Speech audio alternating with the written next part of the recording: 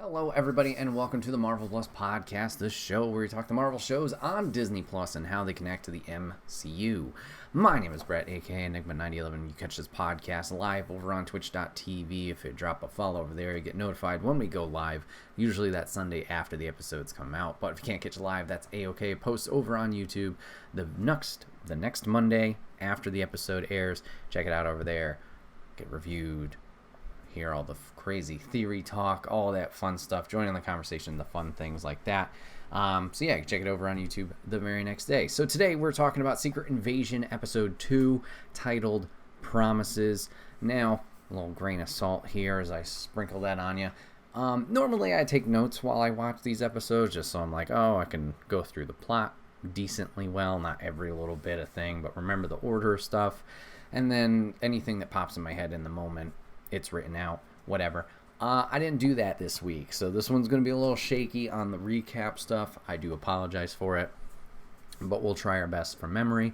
But there were a few things that definitely stuck out to me from this episode, so I'll make sure to talk about those as we go. So we open up, or last we left off with Secret Invasion, we had the attack on Moscow. The Skrulls had followed through on their plan there. And unfortunately, Maria got shot. So she is out of the picture. And we are now dealing with, obviously, what's happening from that event and kind of the consequences of it. Before we get into more of the present day stuff, we get a little bit of backstory about Fury and Skrulls' relationship. We got a quick recap of what happened to Captain Marvel from years ago, which I do appreciate, because it's been a while since I've seen that movie. And then we also got a follow-up where Captain Marvel took place in 1995, roughly. We get a quick follow-up in 97, which shows kind of the introduction of the Skrull Council that we got alluded to in the first episode. We get an introduction of Gravik as a younger Skrull meeting Nick for the first time. And we kind of see, or hear their plan, rather, of we're still looking for a planet. Talos went out with, I think it was Carol, to look around and try and find a new planet for them. But no luck at the moment. They were just finding despair and ruin and all that jazz. So for the time being, they're going to keep searching, Fury and Danvers. They're going to try and help out. And in the meantime, if the Skrulls can help out the humans, blend in plain sight, kind of help them, then as long as you keep your word, I'll keep mine, something along those lines. So we see the Skrulls kind of volunteer, and they're going to kind of help out in Earth's problems and take refuge here in the meantime. This smaller group, at least from what we understand, while the rest will be refuged on their spaceship or something like that. So we get the past here. We get that little notion. The big thing here is the keeping of words and promises. Hey, the title name. That's the important part of this little flashback. We'll go back to present day. We'll see post the attacks, and we see two people getting captured for it. We'll see Gravik and Gaia leaving the situation, no problems. But we're going to see Fury get captured by a gentleman and thrown into a van, who was later revealed to be Talos. So, hey, keeping him safe, which is great. And then we're going to see, I believe the character's name is Brogan, but it's one of the more recent recruits of the Skrulls who was carrying one of the bombs. See him being captured by another group and also tossed in a van. So we got some people in trouble for doing stuff, We'll catch up with Fury and Talos. They're taking a train from, I think it's Warsaw to London, something along those lines. And Talos is able to keep Fury secret, keep him safe as people are looking for him. But we have a big exposition dump of, like, this problem's a little bit bigger than it may seem initially. And what kind of happened, or how the relationship's kind of fallen out between these two. And it turns out that the Skrulls that we thought were taking refuge on their ship or wherever they were, the million of them are actually apparently have been on Earth this entire time, or at least for a while Fury was blipped out of existence, and they are all hiding amongst the, on the Earth amongst humans. And Talos has a way to reach out to all of them, and everyone has answered the call except for the ones in Emperor Drago's, I believe he said, council. So we got a bigger problem on our hands than we initially thought of a smaller community of Skrulls kind of just chilling in Russia, at least of like in terms of mystery people and the aliens that they're dealing with. So that's problematic. And Fury's quite pissed about it, rightfully so. But Talos has some point of his own of like, you were gone, you didn't really help out for a little while, you kind of left Earth and just, I don't know, a lot of drama between the two. But there's so much drama that they kind of split into different paths as Talos, I believe, gets off, I don't recall, some other stop at the train, and Fury will continue on to where he was going. So we see this, and we see a bunch of news reports reporting about the Moscow incident. We see the UK Prime Minister talking about it. We see the United Nations, one of their representatives talking about how they're discussing things. We see a newscaster talking about it. Everybody, it's pretty much, talking about all this stuff of like how America's going to cause war, or they want justice of these actions and all that, which rightfully so, but we see a lot of media coverage about it. Before we hook up back with Gravik, we also do meet Maria Hill's mom for the first time. She seems to be some kind of government official. I have no idea what she is, but we see that she is essentially picking up Maria's body and casket, thankfully due to some pulling of the strings and figuring stuff out. But from London to back home to the Americas, she asks Fury what happened. Fury mentions they were trying to attack him and attacked her. And rightfully so, she's upset and wants to know the truth, which he kind of tells her. And she says, just make sure her death wasn't for nothing. Make sure you do whatever is right here. So going back to Gravik, he's going to meet with the Skrull council that we had heard about in the first episode. And as he's entering the council, we see some familiar faces from the media scrum that we just saw. We see the UK Prime Minister. We see the United Nations gentleman. We see this newscaster. And then there's two other people there. One, he just named Shirley. I don't think she had an official title. And then there's one disguising himself as an Asian gentleman, which I don't believe we've seen before. But we realize and learn, all these figures obviously are Skrulls, and they are part of that initial group, or at least the lineage of it, to kind of handle the business and try and help keep things going on Earth. So yeah, they've obviously worked themselves into higher positions, whatever it may be. I don't think with malintention. I think it just kind of worked out and happened that way from Fury and their initial promise back in 97. But in this meeting, it kind of turns into a war summit and kind of a hostile takeover. Gravik had a plan with the Prime Minister, where the Prime Minister then, comes to his defense as they're attempting to punish him, or at least be like, nah, this ain't cool.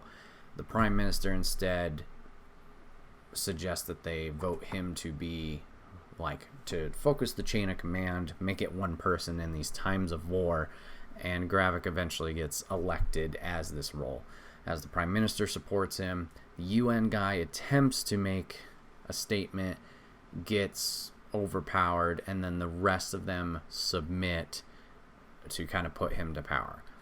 One woman, Shirley, does not submit and says she wants to be nothing part of it. And Gravik actually lets her go in peace and says that she can go. Now, she leaves, and who does she immediately call out of the building? She calls Talos. Talos wants to meet with Gravik and talk about his daughter and stuff like that. So Talos is going to try and see what's going on there. Now, my only, really moment, Shirley gets out, makes the call. She wasn't even 10 feet from the building while she's already calling this person. There was dudes outside. It doesn't really matter. I just thought, really, that's what you're going to do? You're lucky enough to leave this situation, and you're immediately going to be like, shit's going down. And nobody's going to take advantage of that. But whatever, it's small things. After this, we are going to see Rhodey, War Machine, kind of dealing with the politics side of it, talking to different leaders of, or at least representatives of the countries, local countries, United Nations countries, I don't know. Meeting with a group, talking about the attacks. Kind of a bit of a dick here, but essentially he's trying to lower tensions. I don't know if he was very successful in that, but obviously everybody is very accusatory of Fury, of Maria, of America about the attacks. It's a whole thing. Tensions rising. Whatever. So you get that. And Rhodes then gets a call from Fury afterwards, and they decide to meet up at a pub, bar, and talk this out and see what's going on. Fury arrives at the bar, gets patted down by some security, and Rhodey and him have a discussion about the Skrulls. Turns out Rhodey knew about the Skrulls from some military thing 15 years ago, secret stuff. But Fury explains how the situation is a lot more dire, than they initially intended, and he wants, or rather would like, help in the situation. Rhodes is having none of it, unfortunately, still being kind of a dick, and turns out he is there just to discharge and kind of fire Fury from his position, and get him out of there. Now, this is a tough one, because Rhodey, we've seen him be not, I'm trying to think of or find the right word for this. Confrontational doesn't seem like the correct one, but we've seen how he's very hard-headed, headstrong, really fights his case, tries to take the government route. Granted, he's a military man and is part of that grouping, I guess you could say. But he came off like a real piece of shit here, and I'm curious. We alluded to this last episode that we recorded. The Secret Invasion comic book storyline. Eventually, heroes got disguised, or rather Skrulls were disguised as the Skrulls. Wait, Jesus Christ, as the heroes. The Skrulls were disguised as the heroes. My bad. Sorry. Could this Rhodey be a Skrull? Potential of that. They alluded to it in their little discussion, do we call the Avengers? And Fury's like, no, it's not at that point yet. And he, which I don't know why it isn't at that point yet, but, Marvel. He wants to take care of it himself, but they also allude to, they come in and then eventually they get, they allude exactly to the comic book storyline. They get cloned, or rather taken care of persona-wise and disguised, and then we're fighting against ourselves. So I'm curious if this Rhodey is actually Rhodey, or if potentially, similar to the government officials that we saw, this is a Skrull as well. Now, I'm not saying War Machine from everything else has been a Skrull, and this has been a whole ruse. I'm just curious if this specific one is him and Rhodey's in trouble. I don't know. We could really be pulling our hair out here thinking about that, because we've seen him in one of the other Disney Plus series, albeit briefly. So it's when do you fit this in? Would we get a backstory of when the change, or the taking over and masking themselves as him would take place? I don't know. we'll have to see. So, talking about interesting stuff. So, Gravik and Gaia return back to the camp after the little UN, the council meeting, right? And Gaia is rather curious about all of this and decides to follow Gravik and kind of sneak behind him to see what is going on in the back inner workings of the facility that she's not really supposed to be a part of. And she discovers, I don't remember this gentleman's name. Let me see if I can find it real quick. No, I don't know. Whoever, the right-hand man of Gravik is. We see him interacting with a scientist. And the scientist is working on this big machine. I believe her last name was Dalton. I don't remember her first name. But she's working on something. She's talking about gathering supplies at harvest locations that Gravik has put them out on, like missions, and they haven't gotten anything recently, so it's a little hard, and they're going to have to really scavenge for resources.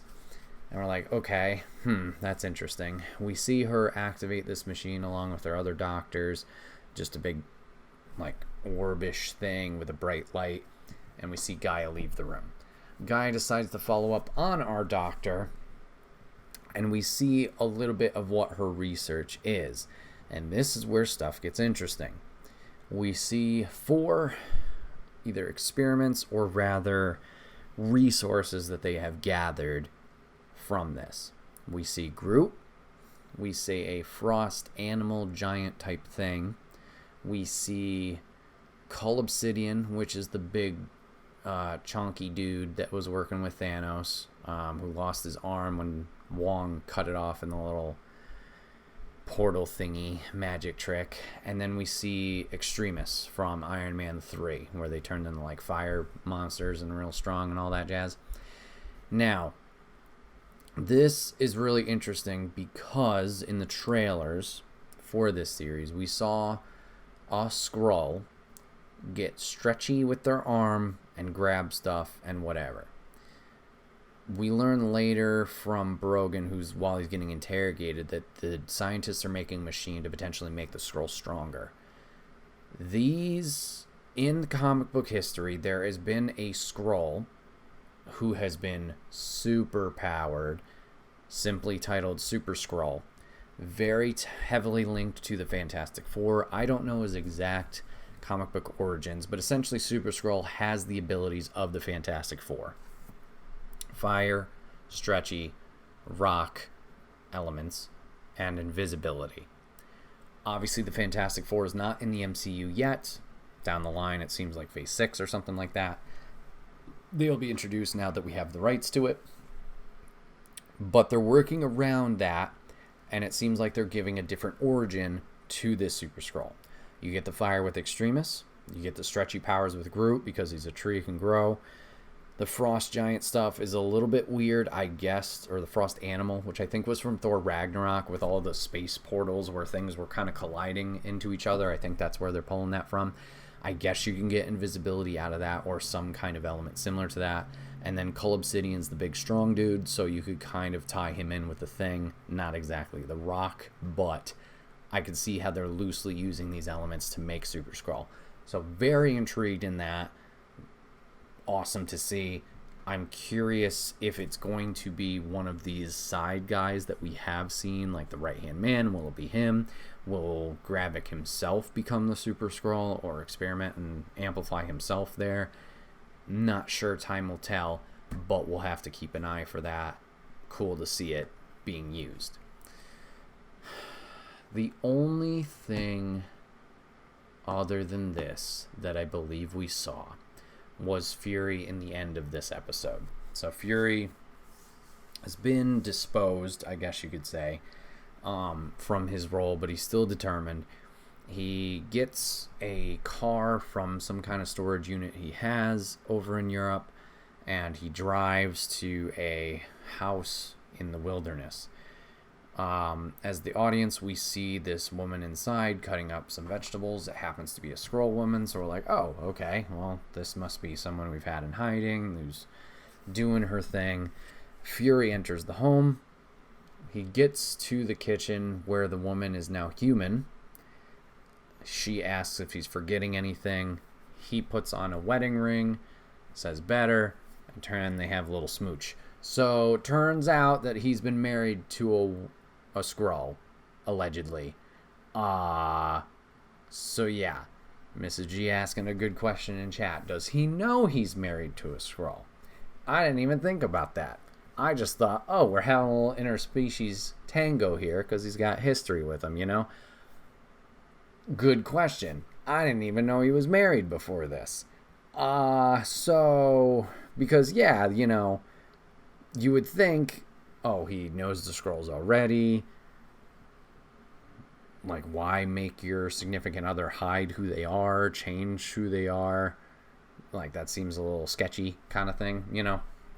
Would that be legal? I think it'd be fine, Rainbow. I don't know. That is a very interesting take. If she is hiding from him, which if so, geez, this man has a lot to deal with. And I guess time will tell there. You know, I think if they wanted it to be a bigger like for the thing, for us, they should have flipped it. We should have seen this house. We should have seen the woman chopping the vegetables, but seen her as the human. And and then at the end, still do the whole wedding ring thing. And then she could change from there, and then they share the smooch. Like, that could be a more, you know, moment for the audience. Man, so yeah, that is a big rough. Big oof. Excuse me.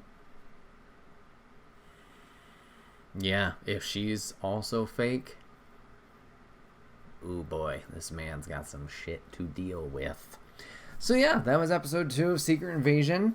I think it's getting better. It's getting a little more interesting. Obviously, we got all the introductory stuff out of the way with the first episodes, the setup, all that jazz. So now we get a little bit more of the nitty-gritty stuff. We're going to have to see how Talos and Fury come back together. I totally forgot to talk about all of the drama with the interrogation, and how Brogan has now been executed by Gravik because he knew he lied, and how Sonya did all the interrogation. Totally forgot about talk about that. So yeah, we'll have to see how Talos and Fury come back together to work as one. Hopefully Talos doesn't get in too much shit if he's going to meet up with Gravik. What's Gaia's role in all of this? She seems a little tense. We know she helped out tell Talos about the initial bombs, but is still working with Gravik. Like, is her distrust growing now in this group? Yeah, we'll have to see. But yeah, this has been another episode of the Marvel Plus Podcast. Hopefully you guys are enjoying Secret Invasion like I am. If you guys have any thoughts, theories, all that fun stuff, let me know in the comment section down below. We'll bring them up as we keep going through this series. But my name's been Bret, aka Enigma9011. You can catch out this podcast live if you'd like to join all the fun in the conversation over on twitch.tv/Enigma9011. You can drop a follow over there. You get notified. You'll get notified when we go live with the podcast over there, with the streams. You can join on the fun and the conversation. But if you can't catch it live, that's a-okay. You can just catch it here right on YouTube the very next Monday, usually after the episode drops. So you can get a little recap, talk about all the fun stuff of Easter eggs, all that fun stuff. Check it out here, and we'd love and appreciate you for it. But thanks for hanging out today, guys. Thanks for watching, giving it a listen, and we'll see you guys on the next episode. Take care.